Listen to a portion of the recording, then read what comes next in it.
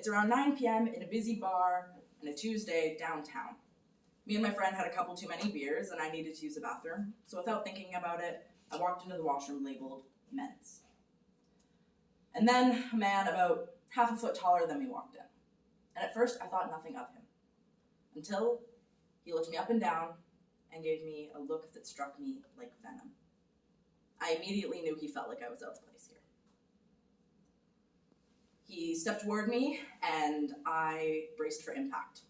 I had heard horror stories of people like me in the wrong place at the wrong time, and I was begging the universe that this wouldn't be one of those stories. But instead of being met with a fist, he strikes me with his words. What the fuck is going on here? I was stunned. I didn't know what to do, so I stood there and I stared back at him, and he continued to look at me with poison lingering in his eyes until I lowered my head, walked out the door, and forced myself to walk into the washroom labeled women's. At least this one, despite making my skin crawl, would be safe. Now, a lot of people think that being transgender in Vancouver in the 21st century means that you can live openly and express yourself freely without any repercussion. But in my experience as a transgender man, that's not always the case. I'm sure everyone in this room, whether you know it or not, has met someone who's trans. Maybe you've passed by them on the street, had a friend or family member come up to you, but regardless, I think we've all experienced meeting someone who's trans. And that's why I think it's so important to talk about how my life as a transgender man has been hard.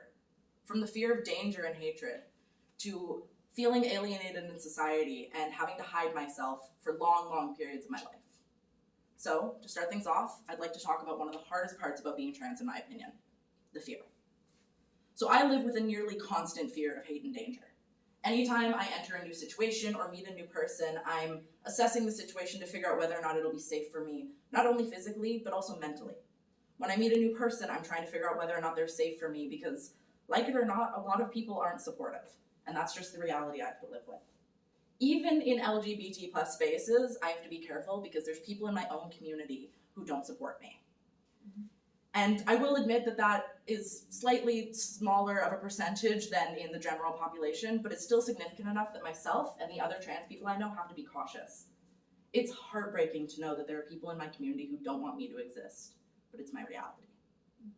So, now that I've talked about how and why I fear hate and danger, I think it's important to talk about feeling alienated in society.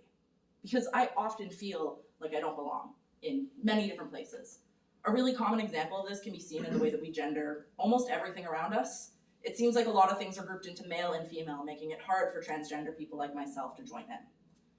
And, even washrooms, like I mentioned in the introduction, when I go into the men's washrooms, I usually feel intimidated and scared, and then women's washrooms are uncomfortable for myself and the women around me often. In the rare case I find a gender-neutral washroom, I breathe a sigh of relief, knowing I don't have to panic over where I'm using the bathroom. Another way that I feel alienated in society can be seen in the way that our society treats trans people. My existence is constantly debated, argued, and politicized. Every time I turn on social media or turn on the news, I feel like I'm being attacked with messages of, you shouldn't exist. And that's really draining, feeling like I have to validate myself all the time in a world that doesn't necessarily validate me back.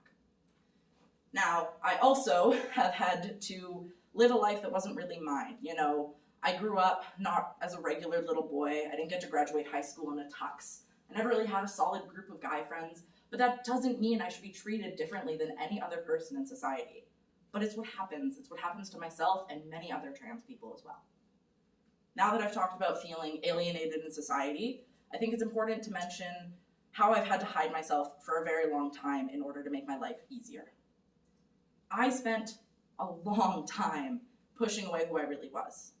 I think deep down I always knew I was trans, but I was terrified of admitting it because I knew the backlash that being myself could have.